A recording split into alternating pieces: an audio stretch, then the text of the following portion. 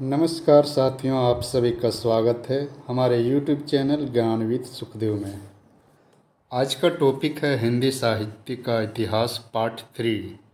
इससे पहले हमने इस हिंदी साहित्य का इतिहास से संबंधित 2 पार्ट बना चुके हैं वीडियो। जो भी अभी तक नहीं देखे हैं तो चैनल पे जाके देख सकते हैं।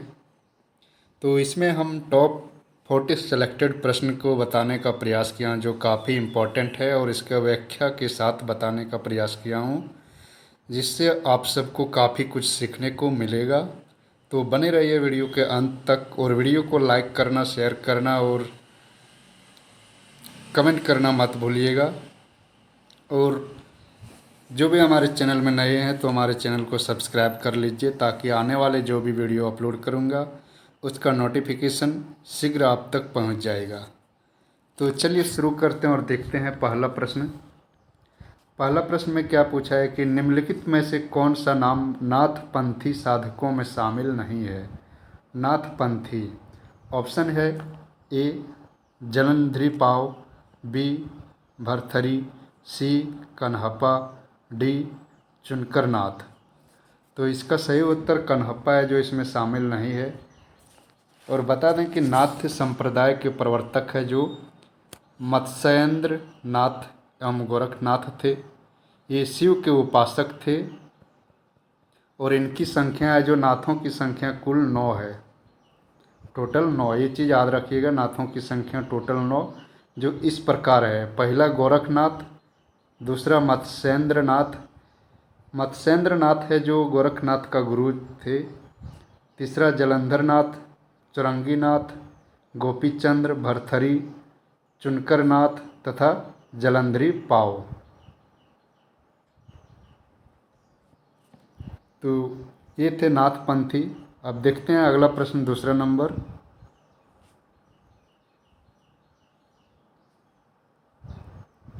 दूसरा नंबर प्रश्न में पूछा है कि रासो शब्द की उत्पत्ति रसायन से किसने मानी है। Option A Garcin de Tassy, option B Narottam Swami, option C Ramchandra Shukla, option D Harprasad Shastri. तो इसका सही उत्तर ऑप्शन सी हो जाएगा, रामचंद्र शुक्ल। रासो शब्द की उत्पत्ति है जो कुछ विद्वानों ने इस प्रकार माना है।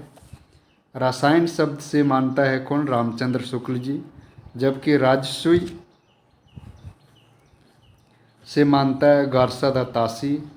रासक से माना है किसने, तो रासक से नरोत्तम स्वामी जी ने माने हैं। राजयस से माना है हरप्रसाद शास्त्री जी, और रास शब्द से माना है नंद दुलारे वाजपेयी। तो इसे आप सब नोट कर सकते हैं। अगला प्रश्न देखते हैं, तीसरा नंबर। तीसरा नंबर प्रश्न में पूछा है दोहा कोश किसकी रचना है। तो सही उत्तर ऑप्शन सी सरहप्पा का है, और सरहप्पा है जो सिद्ध साहित्य से संबंधित है। अगला देखते हैं, चौथा नंबर प्रश्न पूछा आदिकालीन साहित्य का प्रमुख रस क्या है। ऑप्शन ए हास्य रस, ऑप्शन बी करुण रस, ऑप्शन सी वीर रस, ऑप्शन डी शांत रस। तो सही उत्तर हो जाएगा वीर रस, यानी आदिकालीन साहित्य का प्रमुख रस वीर रस है। और आचार्य रामचंद्र शुक्ल जी ने आदिकाल को वीर गाथा काल नाम की संज्ञा दी है। और वीर रस के अतिरिक्त आदिकालीन रचनाओं में श्रृंगार रस भी देखने को मिलेगा, तो इसे याद रखना है। अगला प्रश्न 5 नंबर पूछा अपभ्रंश का भवभूति किसे माना जाता है। Option A Dhanpal, option B Pushpadant, option C Shalibhadra Suri, option D Kakmar. तो सही उत्तर हो जाएगा ऑप्शन बी पुष्पदंत। अगला प्रश्न देखेंगे, छठा नंबर। छठा नंबर प्रश्न में बोला आदिकाल के नामांकन के संदर्भ में गलत विकल्प का चयन करें, यानी आदिकाल का कौन है जो क्या नाम दिया है। तो ऑप्शन ए बीजवपन काल महावीर प्रसाद द्विवेदी, ऑप्शन बी सिद्ध सामंत काल राहुल सांकृत्यायन, ऑप्शन सी प्रारंभिक काल मिश्र बंधु, ऑप्शन डी संधि काल या चारण काल नागेंद्र। तो इसमें गलत कौन सा है वो बताना है। तो सही उत्तर ऑप्शन डी गलत है, संधि काल या चारण काल है जो नाम। आदिकाल का नाम संधि काल या चारण काल किसने दिया है? तो डॉक्टर राम कुमार वर्मा ने दिया है। इसे याद रखना है, राम कुमार वर्मा।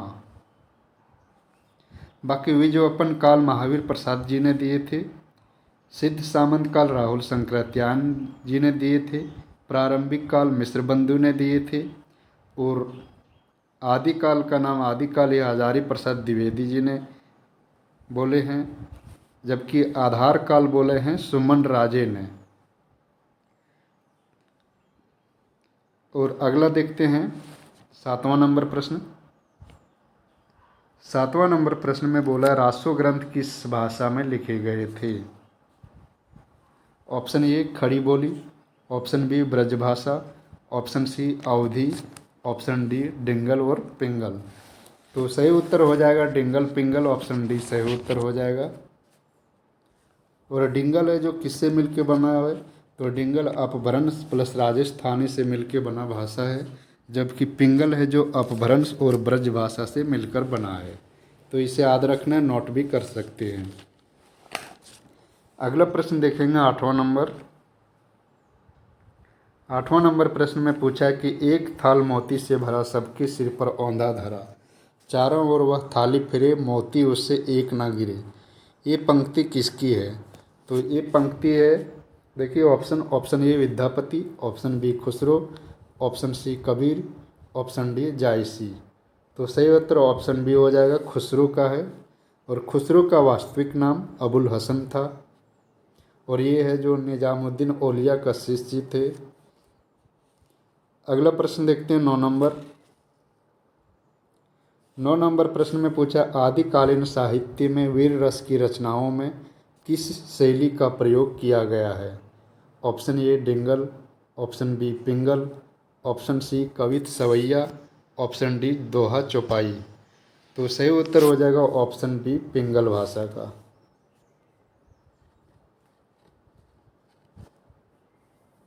सॉरी, इसका डिंगल होगा। अगला प्रश्न देखते हैं 10 नंबर। 10वां नंबर प्रश्न में पूछा अपभ्रंश शब्द का प्रयोग सबसे पहले कहाँ देखने को मिलता है? ऑप्शन ए सूरदास की रचना में, ऑप्शन बी भरत मुनि की रचना में, ऑप्शन सी राजा धार सेन द्वितीय के शिलालेख में, और ऑप्शन डी तुलसीदास की रचना में। तो सही उत्तर हो जाएगा ऑप्शन सी राजा धार सेन द्वितीय के शिलालेख में। अगला प्रश्न देखेंगे 11 नंबर। 11 नंबर प्रश्न में पूछा है सिद्ध साहित्य में सीधों की संख्या कितनी मानी गई है? Option A 20, option B 80, option C 75, option D 84। तो सही उत्तर ऑप्शन डी 84। सिद्ध साहित्य में सीधों की कुल संख्या 84 मानी गई है। अगला प्रश्न 12 नंबर। बोला आदिकाल और भक्ति काल के बीच एक स्वर्णिम कड़ी किसे कहा गया है?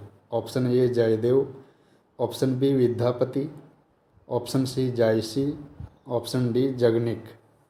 तो सही उत्तर क्या हो जाएगा? सही उत्तर हो जाएगा ऑप्शन बी विद्यापति। अगला प्रश्न देखेंगे 13 number.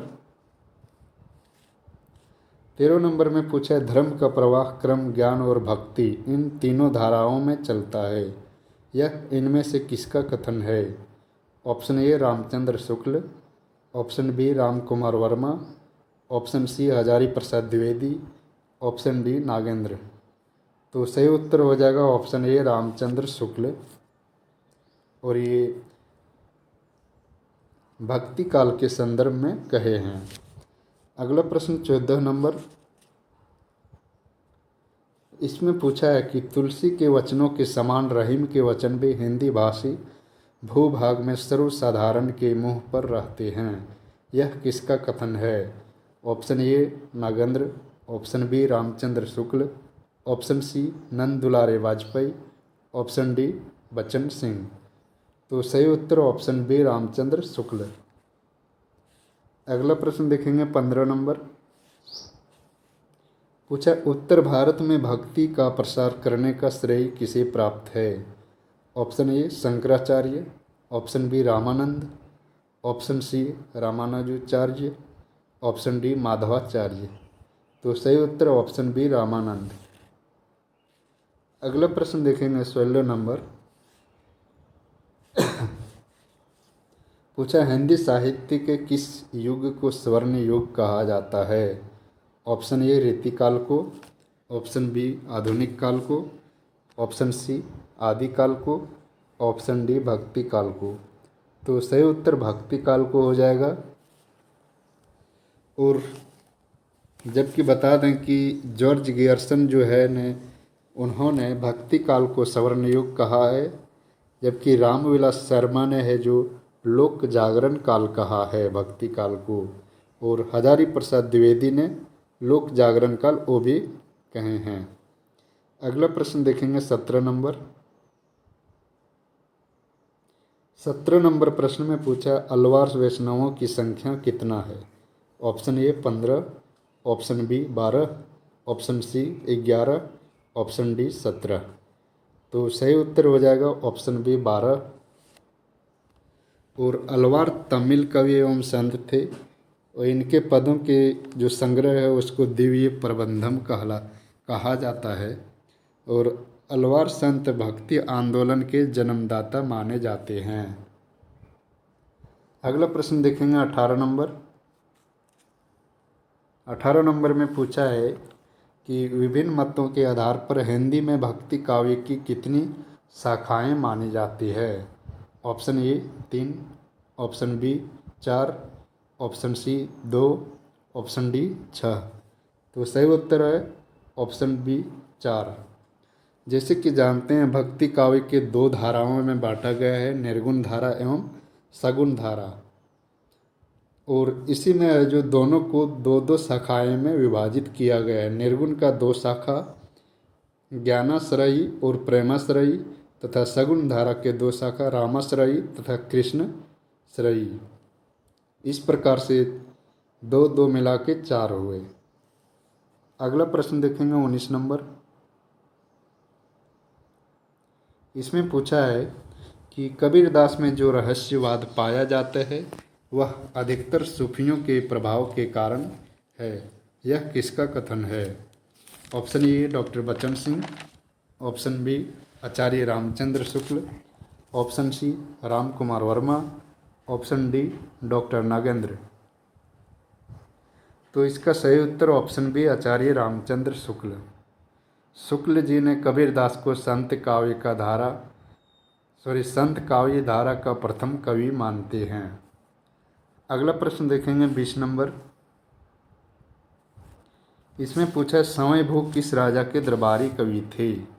Option A Vardhan, option B Chalukya, option C Pallava, option D Rashtrakuta. तो सही उत्तर ऑप्शन डी राष्ट्रकूट। अगला प्रश्न देखेंगे 21 नंबर। निर्गुण भक्ति काव्य धारा में उदासी संप्रदाय के प्रवर्तक कौन हैं। Option A Dadu Dayal, option B Shrichand, option C Rajjab, option D Malukdas. तो सही उत्तर ऑप्शन बी श्रीचंद। अगला प्रश्न देखेंगे 22 नंबर। इसमें पूछा है निम्न में से कौन निर्गुण भक्ति के कवि नहीं हैं। Option A Raidas, option B Dadu Dayal, option C Kabirdas, option D Shri Ramanujacharya. तो सही उत्तर रामानुजाचार्य है जो निर्गुण भक्ति के कवि नहीं हैं। ये रामाश्रयी शाखा यानी सगुण धारा के कवि हैं। और निर्गुण भक्ति धारा के कुछ कवि इस प्रकार हैं कबीर, रैदास, धर्मदास, गुरु नानक, दादू दयाल, सुंदरदास, मलुकदास। ये सभी है जो ज्ञानाश्रयी शाखा के कवि हैं निर्गुण भक्ति में। अगला प्रश्न देखेंगे 23 नंबर। इसमें पूछा है सूफी कवि किस शाखा से संबंधित थे। ऑप्शन ए कृष्ण भक्ति शाखा, ऑप्शन बी ज्ञानाश्रयी, ऑप्शन सी प्रेमाश्रयी, ऑप्शन डी राम भक्ति शाखा। तो सही उत्तर ऑप्शन सी प्रेमस रई। अगला प्रश्न 24 नंबर में पूछा है, निम्नलिखित में से किस कवि ने सिर्फ अवधी भाषा में ही रचना की है। Option A Malik Mohammad Jayasi, option B Tulsidas, option C Kabirdas, option D Surdas. तो सही उत्तर ऑप्शन ए हो जाएगा मलिक मोहम्मद जायसी। अगला प्रश्न देखेंगे 25 नंबर। इसमें पूछा आचार्य रामचंद्र शुक्ल ने रीतिकाल का आरंभ किस कवि से माना है। Option A Bihari Lal, option B Chintamani Tripathi, option C Keshavdas, option D समयभू। तो सही उत्तर हो जाएगा ऑप्शन बी चिंतामणि त्रिपाठी। चिंतामणि त्रिपाठी है जो 4 भाई थे, उसमें भूषण, मतीराम, जटाशंकर त्रिपाठी और चिंतामणि त्रिपाठी। अगला प्रश्न देखेंगे 26 नंबर। 26 नंबर में पूछा है, रीतिकाल को अलंकृत काल किसने कहा है। Option A Ramchandra Shukla, option B doctor Nagendra, option C Mishra Bandhu, option D Vishwanath Prasad Mishra. तो सही उत्तर ऑप्शन सी मिश्र बंधु हो जाएगा। मिश्र बंधु ने रीतिकाल को अलंकृत काल कहा है, जबकि जॉर्ज गियर्सन ने रीतिकाल को रीति काव्य कहा। विश्वनाथ प्रसाद मिश्र ने श्रृंगार काल कहा। रामचंद्र शुक्ल और डॉक्टर नागेंद्र ने रीतिकाल को रीतिकाल ही कहा। और डॉक्टर रमाशंकर शुक्ल रसाल जी ने कला काल नाम दिया है और त्रिलोचन ने अंधकार काल का नाम दिया है। ये सब पॉइंट आप सब नोट कर लीजिए, काफ़ी इम्पोर्टेंट है। अगला प्रश्न देखते हैं 27 नंबर। इसमें पूछा है, इसका एक एक दोहा हिंदी साहित्य में एक एक रत्न माना जाता है। शुक्ल जी का उक्त कथन किस रचना के संदर्भ में है। Option A Shiva Bavani, option B Brind Satsai, option C Dohavali, option D Bihari Satsai. तो सही उत्तर क्या हो जाएगा ऑप्शन डी बिहारी सतसई। जैसे कि जानते हैं बिहारी सतसई जो बिहारी का एकमात्र प्रसिद्ध रचना है और बिहारी सतसई में 713 दोहों का मुक्तक रचना है जिसमें ब्रज भाषा का प्रयोग किया गया है। अगला प्रश्न देखेंगे 28 नंबर। इसमें पूछा, आचार्य रामचंद्र शुक्ल ने किस कवि को कठिन काव्य का प्रेत कहा था। Option A Keshavdas, option B Bhushan, option C Dev, option D Padmakar.